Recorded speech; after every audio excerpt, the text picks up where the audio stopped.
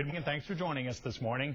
Frustration builds with our nation's leaders as Congress and President Obama continue to bicker over that so-called fiscal cliff. We're not sure who came up with that phrase, but we do know that if leaders cannot reach agreement by month's end, then income, payroll, estate taxes could all go up, defense could face some big cuts, and a whole host of other things.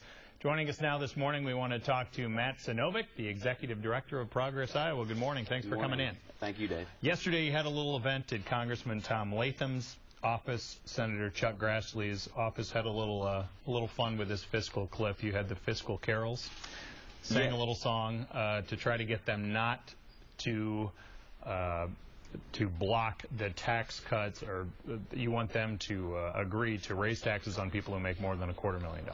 Right, that's exactly right. We had two events yesterday, one in Ames outside of Congressman Latham's office, and then here in downtown Des Moines outside of Senator Grassley's office, where about 50 Iowans came out and sang Fiscal Cliff Christmas carols to... Will there be a CD? We'll see, yeah. Okay. We can get you a copy of it, yeah.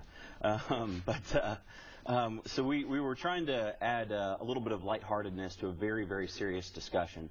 And you're exactly right. We take the position that the Bush tax cuts that are all set to expire at the end of this year should only expire for the top 2%, those making or on all income above $250,000.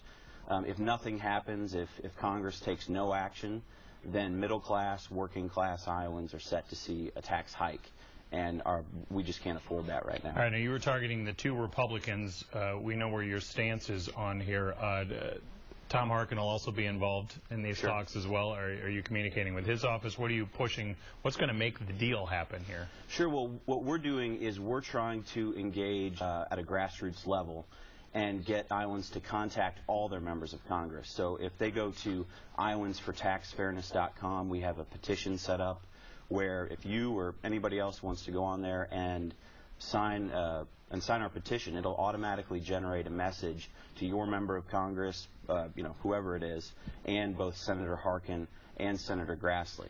The reason, though, that we targeted yesterday Congressman Latham and Senator Grassley is that this week they showed some, at least, openness to raising revenue.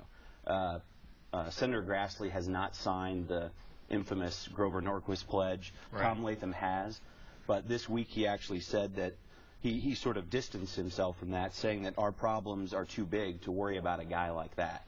So we saw that as an encouraging sign that maybe he would, be open to our position on the issue. So we wanted to, make sure he knew how we felt. We have just a few seconds left. Talk about your group a little bit. What keeps the lights on over there for Progress Iowa? Right. Well, we work. We're a liberal, multi-issue advocacy organization. So we promote all kinds of progressive issues, and we provide public relations support to progressive organizations all across the state. So we try to build coalitions and get people to cooperate and work together. So, for example, on this tax fairness campaign, we're working with 9 other organizations across the state. So we get our strength from working with others and building large grassroots movements. All right, by the end of the month, we may or may not know if your efforts paid off here. That's right, yeah. And we'll watch for that CD. Okay, thanks. Matt Sinovic from Progress Iowa, thanks for coming with us this morning. Coming up next this morning, we want to bring in two men. Tim Albrecht, the communications